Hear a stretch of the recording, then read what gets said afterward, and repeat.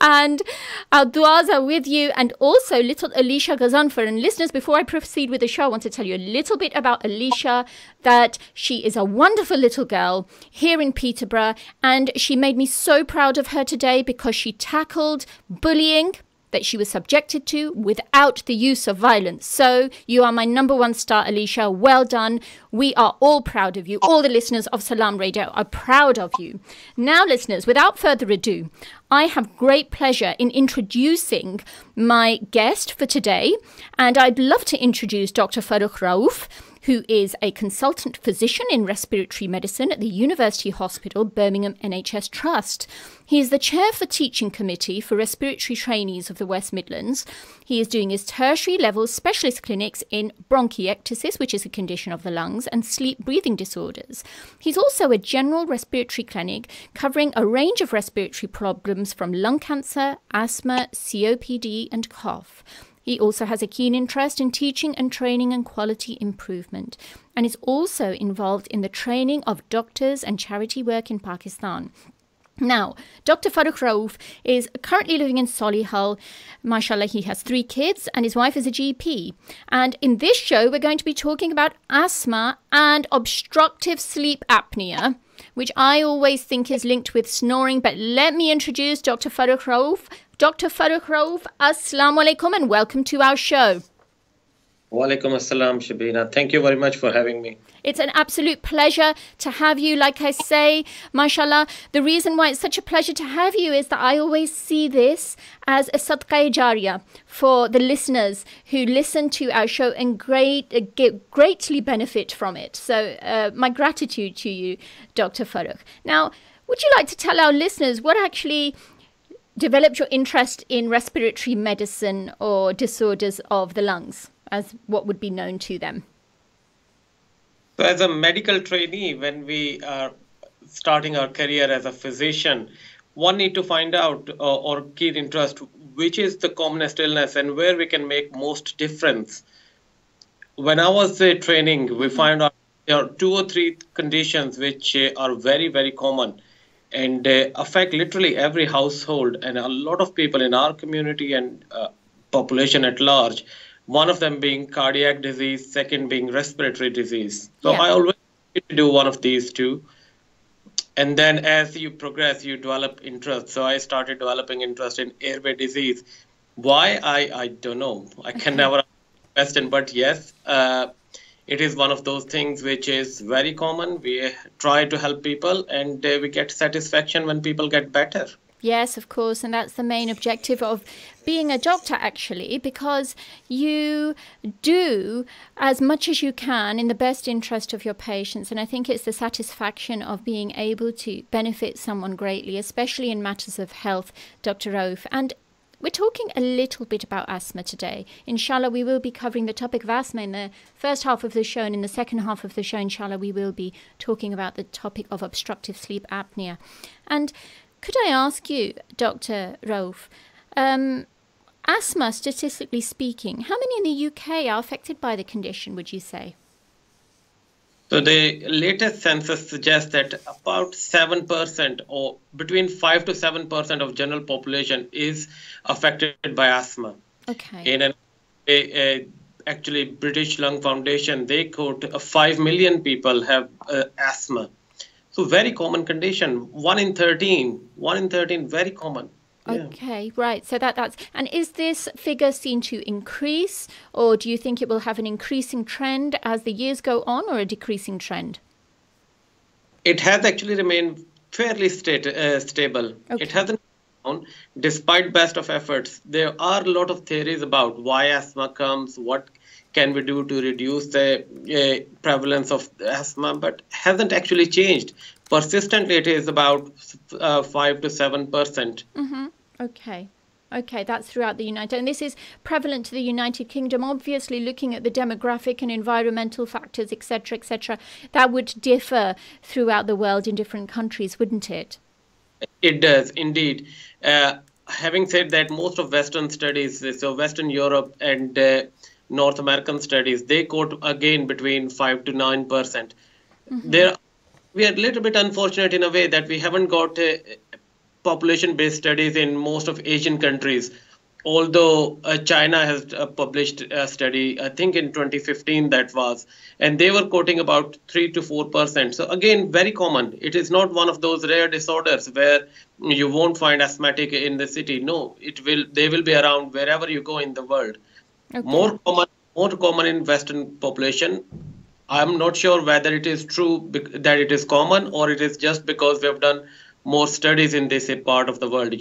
Yeah, yeah, absolutely. And it could be because of that very thing that you have described about doing studies more in this part of the world as well, because we've seen with time developing that asthma has its associations with other things. It's not just a matter of living in a cold environment as well. There are other environmental factors too. Now, Dr. Rauf, could you tell our listeners how asthma actually occurs? So basically asthma is a condition which is sensitive airways. So airways just become very sensitive and they start to react to a number of triggers, which could be environmental, as you rightly said. So it could be just a change in air. Suddenly people coming from hot to cold weather. Okay. Suddenly people exposed to humid or moisture environment. I see. It be triggered by some inhaled fumes. Why people develop it? Again, a large number of studies have suggested that it is genetic or inherited factors. So it runs in families. However, a large number of people can acquire or develop asthma in their life as they get exposed to a large number of triggers. Okay, I see. And what type of triggers, for the purpose of our listeners' insight and education, what type of triggers would they be exposed to that would put them at risk of developing asthma, Dr. Rauf? So viral illness is the commonest cause. So people get viral illness, they get sensitive airways, and they start to react to a number of things. However, other people can get exposed to fumes, dust, moisture. Some people, all these sprays. Some people, industries. So if people who are industrial sprayer, painter, they can exposed to this, and other people who work in bakeries, if they are exposed to the fumes in the workplace, they can develop sensitive airways. So which develop later on in the life, we call that as occupational asthma. Another group who develop later in the life related to viral illness or acquired the late onset or adult onset asthma. However, majority of people develop asthma as in the childhood, and they have more genetic or familial tendency. Okay, I see. Now that's wonderful. It's good for us to know this because we often get people coming to us who say, oh, it's cold and I've developed asthma. There is a type of exercise-induced asthma as well that can take place. Is that more prevalent in children or in adults, Dr. Rauf? So that is more prevalent in children, starts in early age. However, it persists in later life as well. Okay. Again, that is a condition. I think it is more relevant to our listeners as well, because there was a study published about 2 years ago in Nature. They state that exercise-induced asthma is 3 times more common in South Asian children as compared to white Caucasian and other ethnic minority groups. Okay. That's very interesting. Well, what would be the reason behind that? Again, people tried to pin down that in a bit more detail, that what was the reason. We have done further studies on that, and turn out there's nothing genetic or anything. Okay. Initially, children start to get symptoms, but whether we or in Asian population or South Asian population, people do not give that much attention in early life, and therefore children get on to develop with little bit asthma in background. When children start to get toddler or 3-4-year-old, they start to run around and they get symptoms, and this perhaps get unmasked at later life. Okay. One thing, I don't know exactly why it is, but very, very interesting dynamic that is 3 times more high than other ethnic groups. Yeah, it's something to possibly do more research in, I suppose, because you often see that people coming from the subcontinent who had no prior history of having respiratory lung infections all of a sudden become prone to developing sensitivity of the airways, I like to call it, because asthma is a formal diagnosis. So I tend to feel that people all of a sudden become hypersensitive whilst coming to a colder climate. And do you think that genetics, again, like you said, could be involved or be a part of that? One would like to say it from observational basis, yes. However, a study in thorax published about 4 years ago, they said that there is no genetic link, there is no genetic difference because the of asthma and type of asthma presenting in all ethnicities, it is exactly same. Disease process is same. So observationally, people have said, and in my experience, I've seen as well that people who are in from warm environment, when they go to Pakistan or India or Bangladesh or wherever, their asthma symptoms completely disappear. When they come back in this country, they start to react again.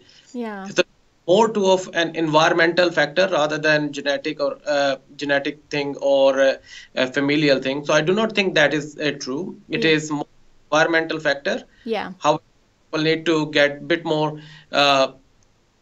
I think they need to be a bit more serious about their symptoms when minor symptoms start, and they need to seek help straight away rather than ignoring it for a long time and then disease getting unmasked at a full-blown asthma or severe attack. Okay. Would you, for the purpose of education of our listeners, and if you've all joined in at the moment and you've tuned in, this is Dr. Shabina Sadkiyum for my Body Health and Mind show. Show is with Dr. Farooq Rauf, is a consultant physician in Solihull and at the University Hospital Birmingham NHS Trust. And the show is about asthma. So text and WhatsApp us on 07745278978, and you can ring in on the studio telephone number on the Peterborough code, which is 01733602133, and of course we are on Facebook and YouTube Live as well. So please ask us some questions. Now we have a comment here. Shfaq Ahmed, Salaam, Sister Shabina and Dr. Rauf from Faisalabad in Pakistan. Wa alaikum assalam, and thank you very much for your kind attention and listening to the show.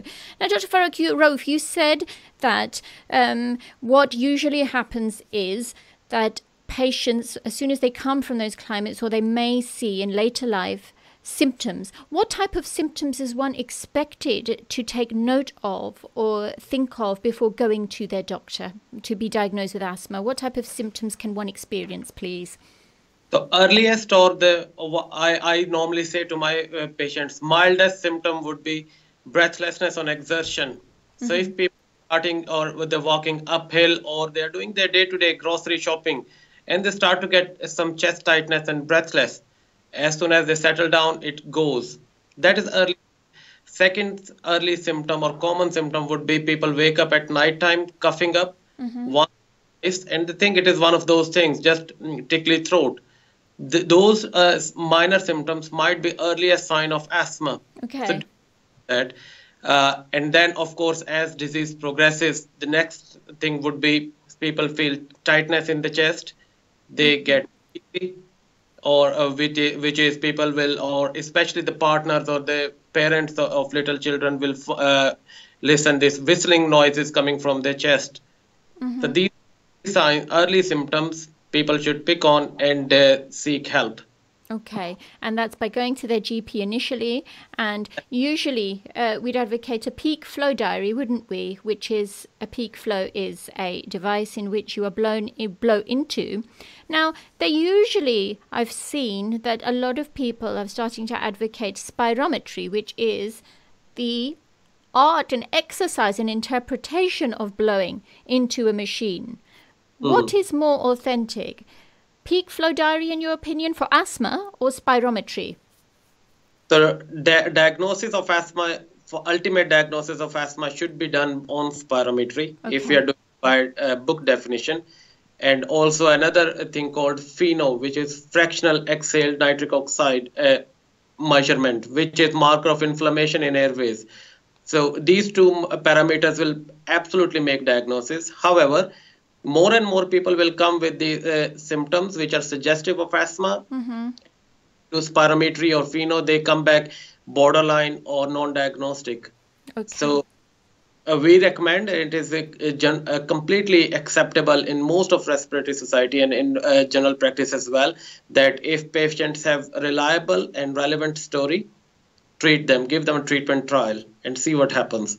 A lot of these things we actually might never make a formal firm diagnosis, but if they've got relevant history, treat it and see what happens. If they get better, they will have asthma rather than not having asthma. Okay, I understand. Now, for the purpose of understanding of our patients, a lot of patients ask, it's like diabetes, for example, is there a cure for diabetes? No, you can control diabetes, you cannot cure it. In the same way, I'd like to ask you on behalf of our listeners, could you please tell our listeners, is there a cure for asthma? Is it curable when a patient is diagnosed with it? Sadly, there is no cure, but there is very effective control available now. And we have got a large number of treatments from normal inhalers to very specific molecular treatments, which will control it very effectively. So we've got very potent, successful treatment available. Okay, which is good to know, and it's always optimistic to know. And as we know, for the purposes of our listeners, new innovations in medical technology and treatments taking place every day, and a lot of research as well takes place. And I think that we're fortunate that we belong in a country in which there is so much emphasis laid on research as well, isn't it, Dr. Rauf? Right, that's right. And asthma is one of those, I think, blessed specialty where there's a lot of research, and in past 10 years or so, life-changing research has come out. We've got a large number of monoclonal antibodies available, which we say personalized treatment for individual people, and they've got amazing results. Yeah, yeah, which is wonderful. Yet, are they openly available? Are they within secondary care, would you say, or there's still yet for trials to be taking place on these medications? So two of them have been licensed. So one is called anti-IL-20 and anti-IL, which is interleukin 5, anti-IL-5 and IL-22 monoclonal antibodies. They are readily available and they are funded by NHS. Okay. In secondary care. Okay. Other ones, there are 2 or 3 other in pipeline who active research is happening, and we are very hopeful that in due course we will have them available as well. Okay, that's fantastic. I'm going to come back to the medication that you've just sort of made us aware of, and I'm going to bring you back to the basic treatment of asthma. Now, could you give our listeners some information on inhalers and how best to use them to prevent an attack from taking place? So when I'm referring to inhalers, as you know, there are many, many inhalers. So it's difficult to say, depending upon what inhaler you have been given or prescribed, what to do with what. But let's take the basic inhalers. So for example, we have Ventolin, for example. Would you like to tell our listeners how best they could take their Ventolin or their salbutamol, which is the blue inhaler for many of you who are taking it, and how best to use it? So as you very correctly say, there are a number of asthma inhalers. However, most of people should get 2 types of inhaler. One is called reliever and other is called preventer. Okay. For most of people, blue inhaler, which is generic salbutamol inhaler or Ventolin inhaler, is called reliever, which is to be taken if people get symptoms of chest tightness, wheezing or breathlessness, or if they wake up dry cough, coughing up dry cough at night time. They should 2 puffs of salbutamol inhaler. Each puff they should take 5 breaths. I normally never say people take it directly in the mouth. They should take it with a little tube, which is called spacer tube. Okay, because we're used to giving chambers, as you know. So you would just say that tubes are better. Tubes are better because they are easy to carry. They're smaller in size than the aero chamber. And both of them, instead of taking directly in the mouth, need a lot of coordination. And actually, most of when we even, if I try and one of asthma specialist nurses, they try, I have to say we will struggle to coordinate. So forget about our normal, slightly elderly patients who will try to take it and they will never take it properly. So I would always recommend take it with a spacer device. If aero chamber, be it a smaller tube, I do not mind. But as far as they are not taking directly in the mouth, that is what it indicate needed. Okay. Type of inhaler is preventer inhaler, which is for majority of people would be brown inhaler. Yeah.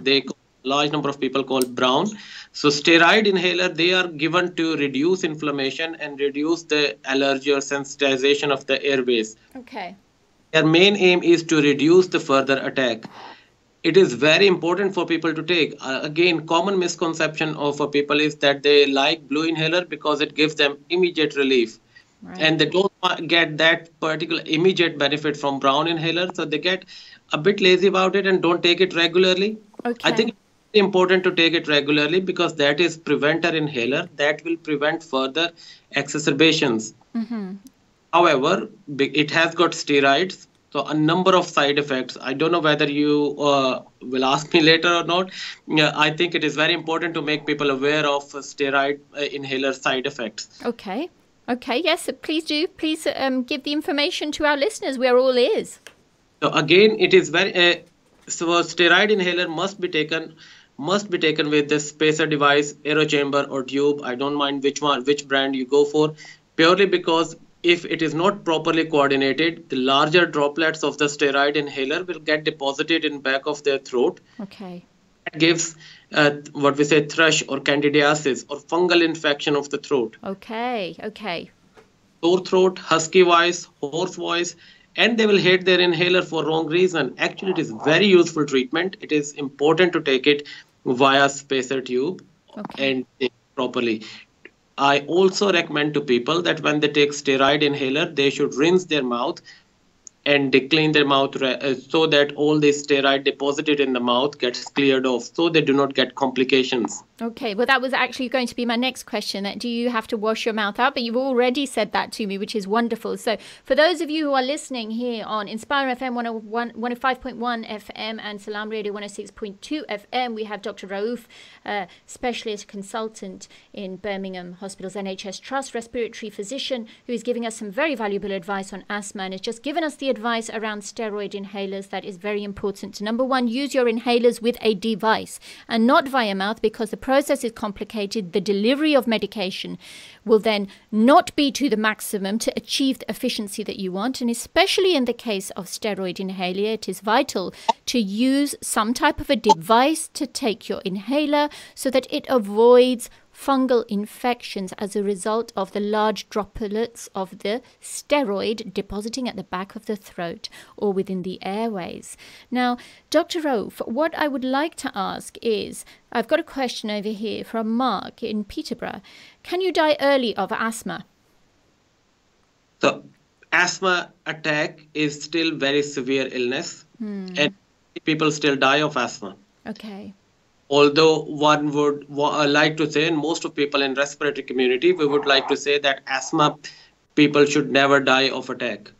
Having said that, if it is too late or very severe attack, sadly still people die. And in 2012, there were in total 1,200 people died in a year. That is a large number of asthma registries. So a large number of people do die. However, if it is well controlled, early picked up, effectively treated, people should not die. When it reduces the lifespan, well, again, if hopefully we will treat it appropriately, keep airways clear of inflammation and keep airways opened up, then people should not have reduced lifespan. Okay. If sadly people do develop complication of asthma or they develop what we say respiratory failure related to asthma, then yes, it will sadly reduce lifespan.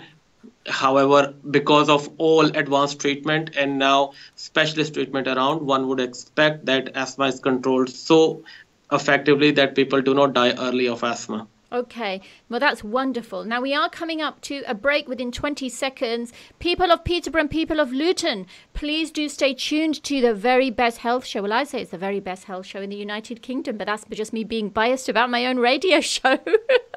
I will leave you to be the best judge of that. We have wonderful Dr. Rauf, who is giving some wonderful insight on the show. Please don't go away wherever you are. If you're tucked up nicely and warmly in bed, stay tuned to Salaam Radio after the break. Stay tuned to Salaam Radio after this short ad break. Salaam Radio presents a very special event, the recitation of the Quran, featuring world-renowned Sheikh Abu Bakr Al-Shatri, 5 p.m. on Saturday the 27th of January at the Gladstone Park Community Centre, PE1 2AN. Come along and support Human Appeal to help our brothers and sisters in Yemen and listen to melodious Quran recitations from Sheikh Abu Bakr Al-Shatri and 3 accomplished and up-and-coming qaris from around the UK. Also, a reminder from Sheikh Mahmoud Hassan Kohli. Tickets are only £5 and available from 07866 319 679 or info@salamradio.co.uk. 5 p.m. Saturday the 27th of January at Gladstone Park Community Centre. Please help support our desperate brothers and sisters in Yemen.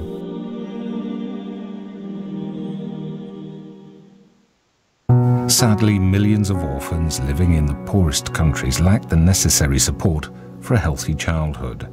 These children have to endure lives of hardship without the basic necessities that would help them to grow, to learn, to live. Let's show them that we do care. Let's brighten up their future. Call 0161 225 0225 or visit humanappeal.org.uk. Third world and developing countries are home to some of the most vulnerable children on the planet. Malnutrition, severe lack of medical aid and access to clean water are just some of the horrific challenges faced by orphans across Africa and Asia. Children of Adam, a Peterborough charity, need your help to bring aid to these orphans for just £25 a month. To sponsor an orphan or assist with other projects, please call 0300 321 0032 or visit www.childrenofadam.net. Do you own a restaurant or takeaway? Cater Fair is an expert supplier of new and used commercial catering equipment. Visit caterfair.co.uk for quality equipment on sale at the lowest prices, or call us on 01733 310 115 or visit us at 11 Royce Road, Fengate, Peterborough. Need a great place to chill out? Look no further than The Lounge for quality food and drinks at a great price. Try our varied menu: pasta, seafood, burgers, grills, salad, soup, rice and sides. Also hot and cold drinks, milkshakes and mocktails. Leave room for our exquisite desserts. The Lounge, 417 Lincoln Road, Peterborough. Call 01733 709 306 to order for delivery. The Lounge, friendly service with a great atmosphere.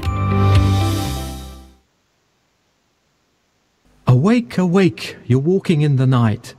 A candle you have seen, a candle's not the light. See how the stick is melting, look, the wick is bare. The light has gone, it's vanished in the air. The wax, a formless lump, is lying in its bed. How could you love a thing that now is simply dead? But look again, you simpleton, raise your eyes. The light has never gone, it's risen to the skies.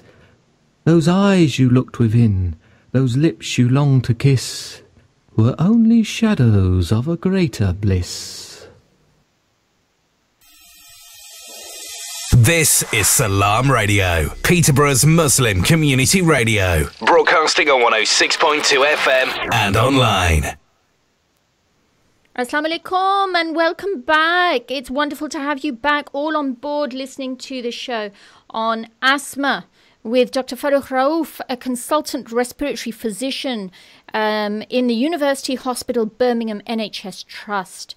And before the show, we were talking a little bit about asthma, and Dr. Farooq is waiting patiently with us. Thank you very much for giving us your valuable time, Dr. Rauf.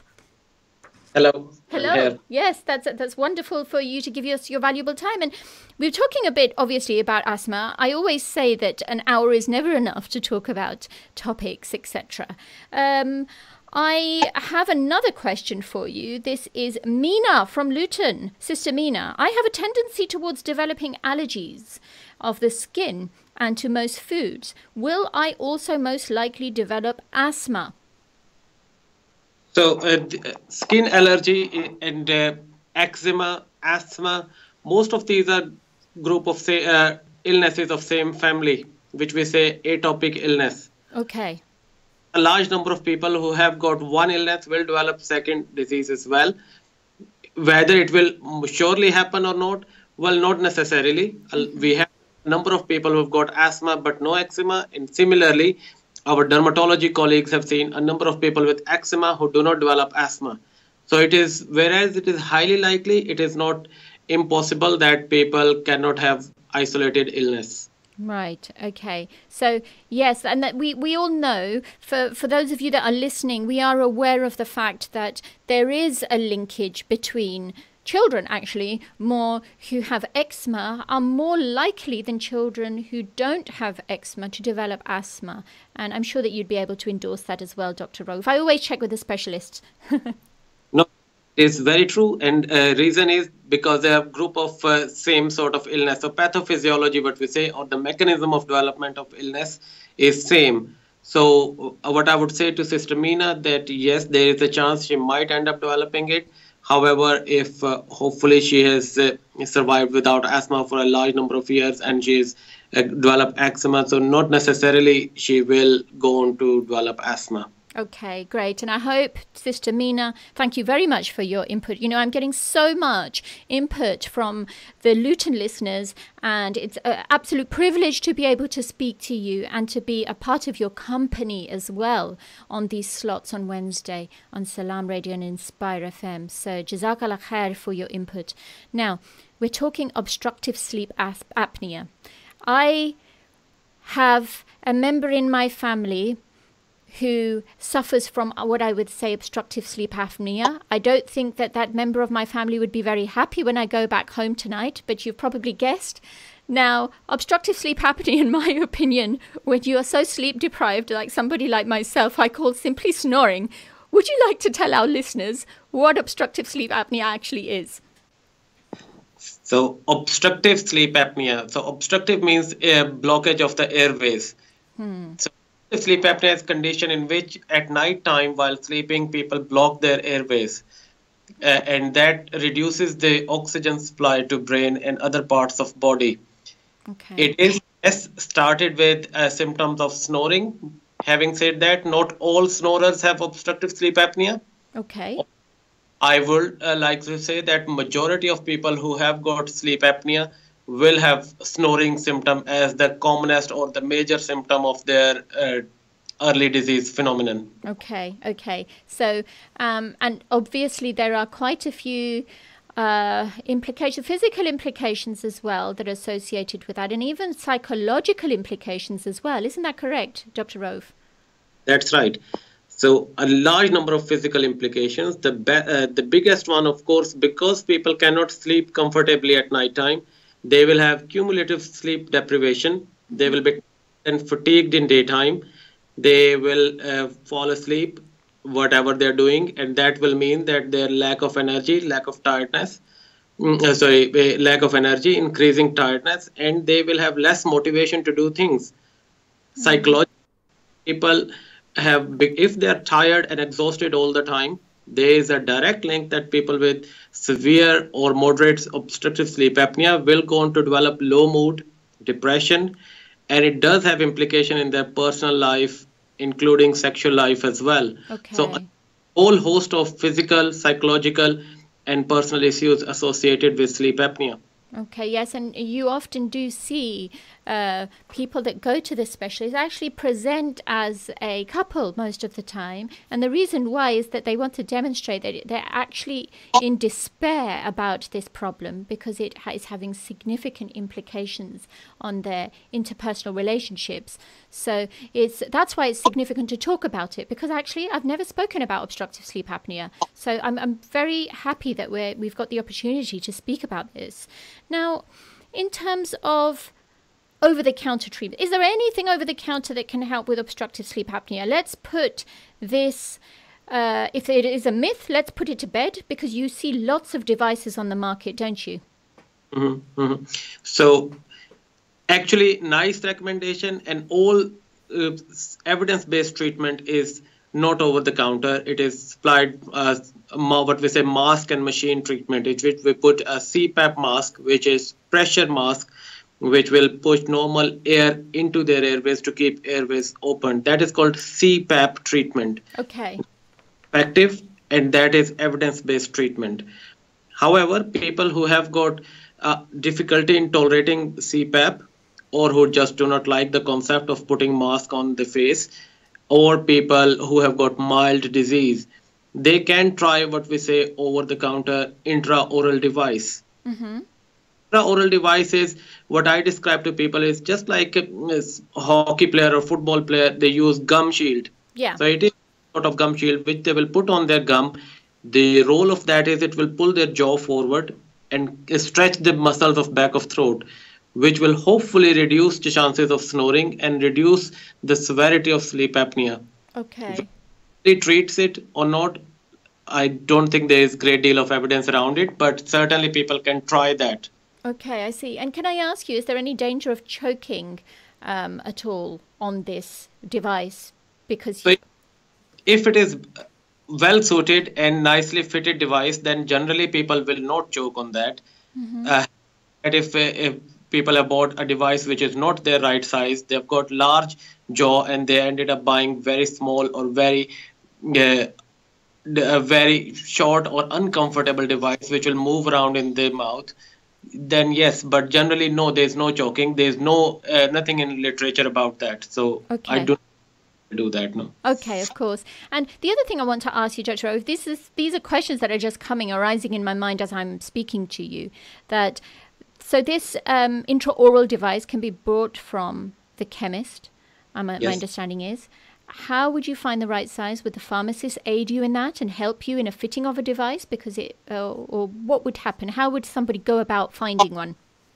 So I normally suggest to people that first when they're trying, or because again, it is uncomfortable thing. A lot of people just buy it and then they cannot tolerate it. Yeah. So, meant to people that do not go for the most fancy or most expensive version.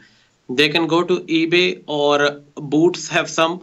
They can buy from the chemist a standard, but we say one size device, and try tonight, see if they can actually sleep with it, and actually if it helps. If it does help, then they can get fully what we say designer intraoral device, which most of dentists also fit. That will be of their exact size, measuring their jaw and measuring the size of their tongue, and they can fit it to suit one perfect, and that would be extremely comfortable as well.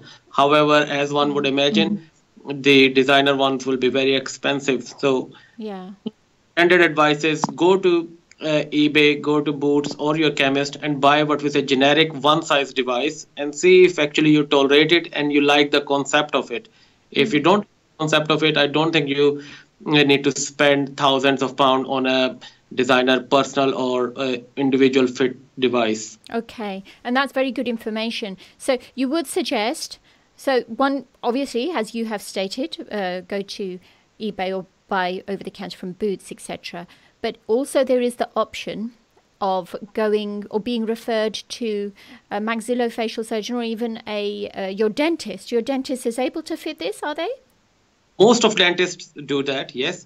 They will measure the size and they will order it to their perfect size, and most of dentists will issue you, yes. Okay, that's wonderful information. I hope that all of you are taking this on board because I'm actually finding this fascinating. The reason why I'm finding this fascinating, Dr. Rauf, is before the break you spoke about asthma. You've actually endorsed my learning with regards to the tube and we knew about the steroids, etc., but actually the delivery of medication, and now talking about the intraoral device and how one can obtain it. These are very useful nuggets of information that one can supply very easily to their patients within that 10-minute appointment framework that we have often as general practitioners within the community. So Dr. Rauf, who is a consultant respiratory physician for the Birmingham NHS Trust University Hospital, is my guest today on today's Body Health and Mind show, talking asthma, talking obstructive obstructive sleep apnea.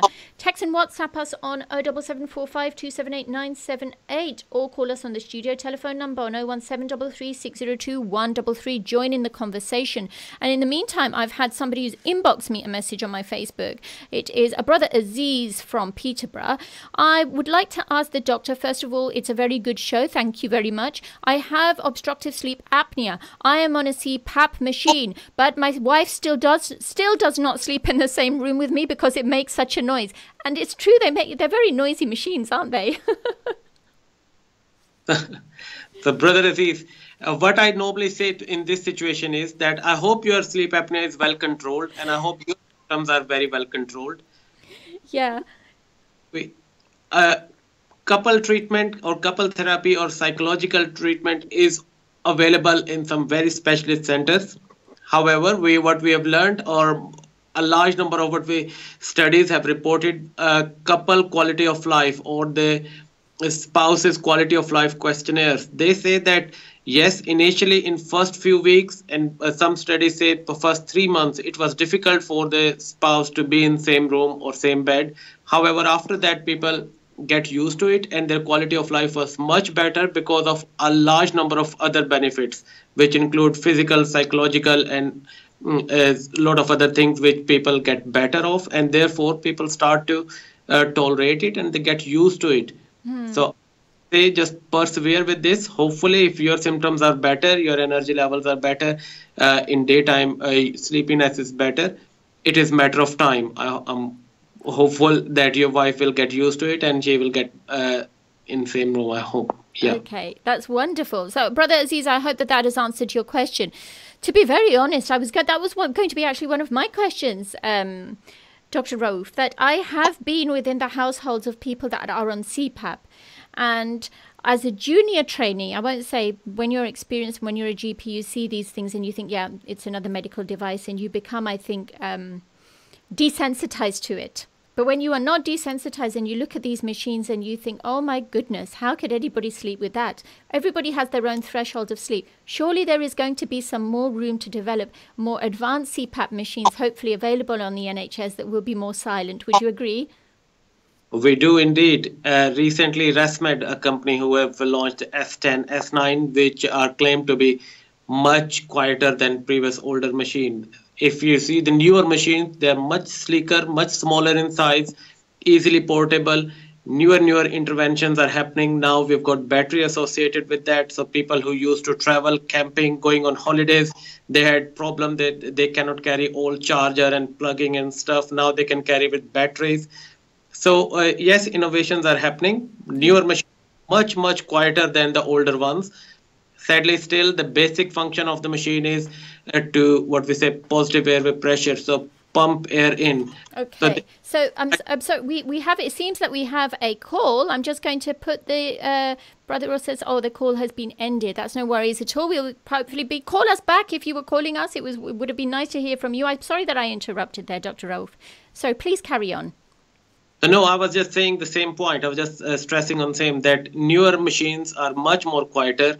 There will always be some whooshing or whooshing noises because of the pump mechanism of the machine.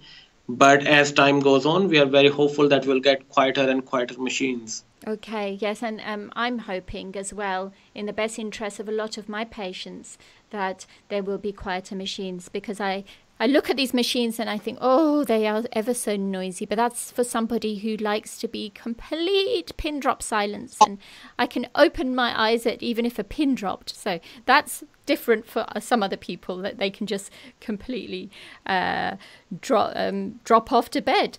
Now, one thing I'd like to discuss over here, Dr. Rauf, about obstructive sleep apnea are the implications of it not being treated, and this is something known as pulmonary hypertension. Are the far-reaching implications of obstructive sleep apnea, can it have an effect on the heart? Can you please describe to our listeners what pulmonary hypertension is and how obstructive sleep apnea would cause that, please? So pulmonary hypertension is only one of a large number of vascular complications. Pulmonary hypertension is increased pressure in the blood vessels of the lung. If you were asking me, in all honesty, I think that is not the most worrying complication which I would worry about in people with uncontrolled sleep apnea. I will worry about cardiovascular complications associated with this. And most of these, if you give me a minute or so to explain. Of course. Uh, every time people block their airways in sleep apnea, as I said, the blockage of airways means there's lesser oxygen moving in and out of lungs, and therefore lesser oxygen supply to brain. Okay. If we haven't got enough oxygen supply to brain will send a panic signal to rest of body, wake up, otherwise we're all gonna die. So all organs will wake up with a rapid panic. Some people will wake up with a loud snorting snort. Other people will wake up with as if they had had a nightmare, and other people will wake up with a moving of limbs. What it actually is happening is low oxygen is making all this panic, or what we say defensive mechanism. Okay.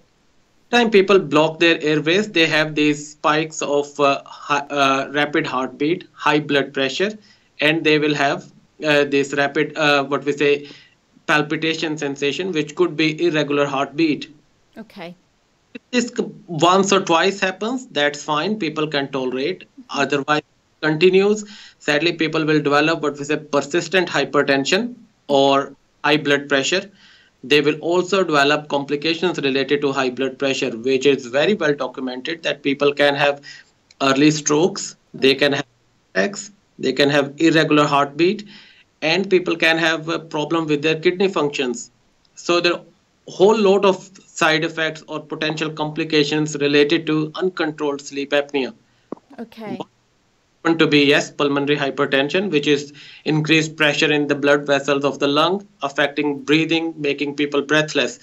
But all sort of other problems are very complex illnesses, and they can have significant morbidity on people's life.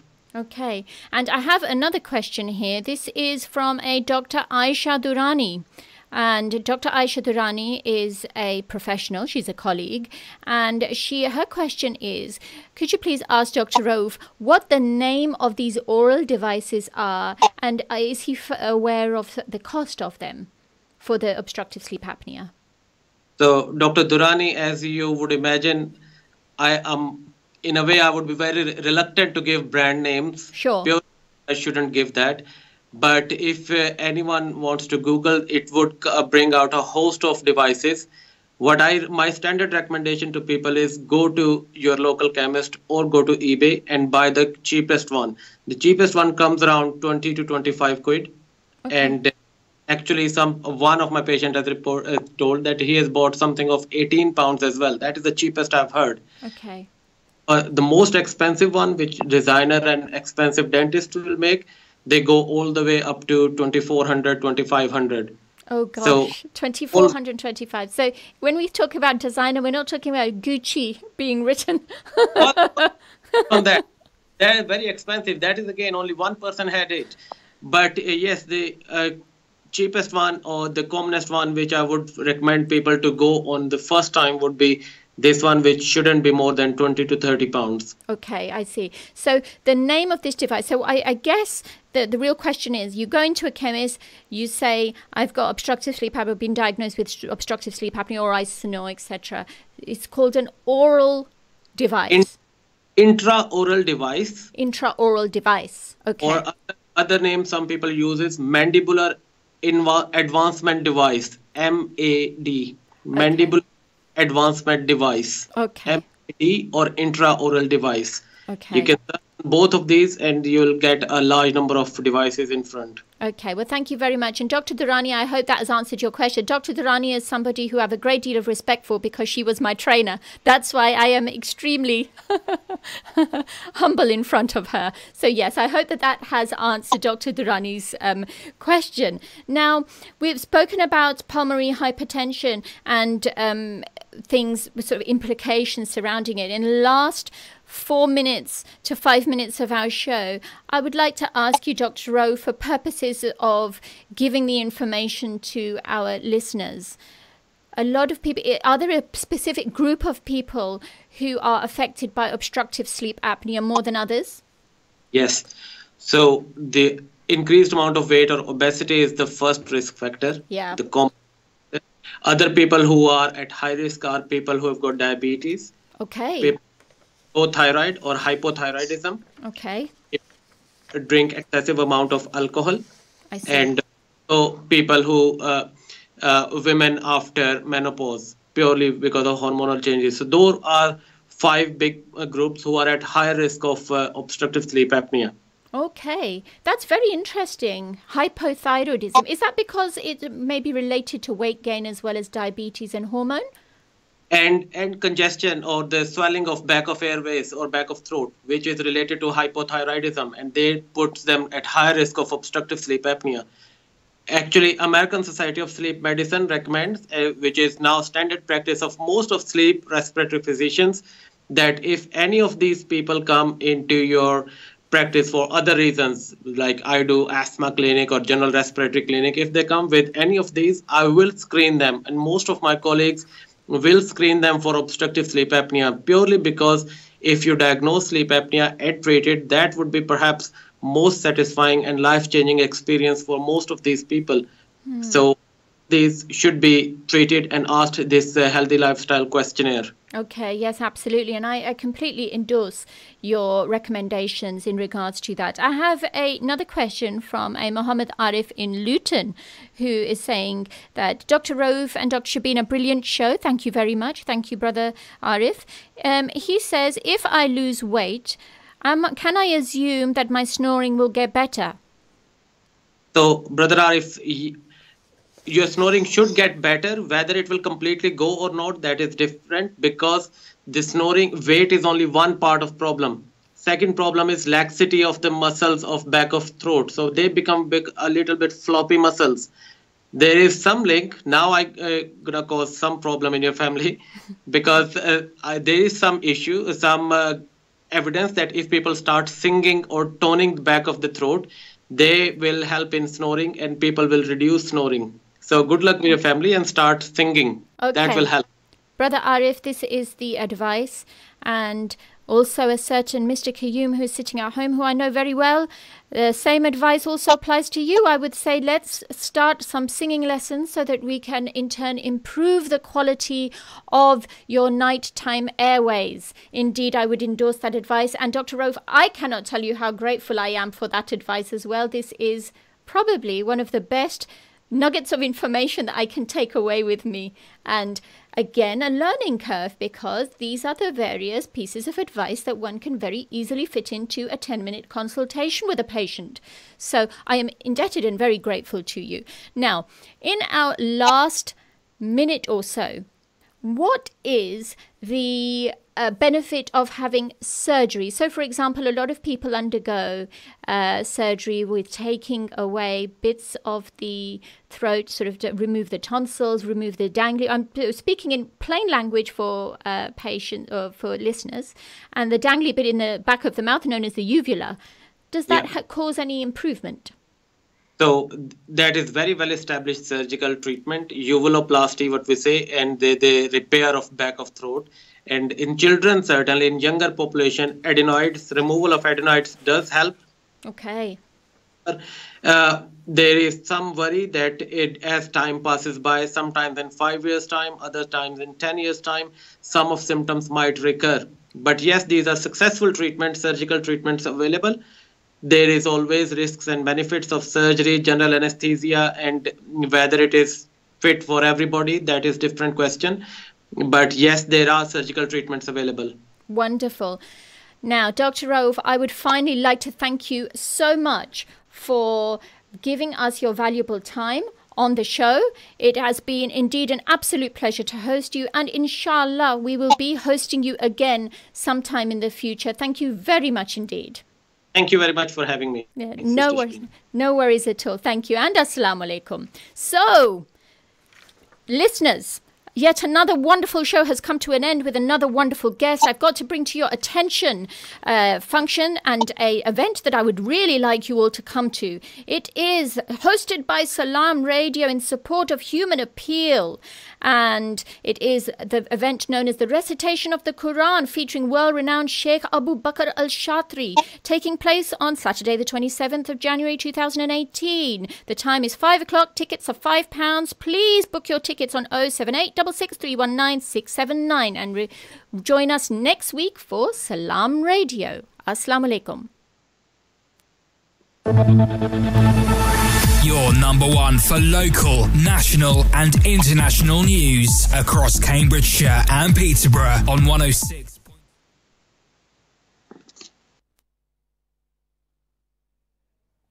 Assalamu alaikum.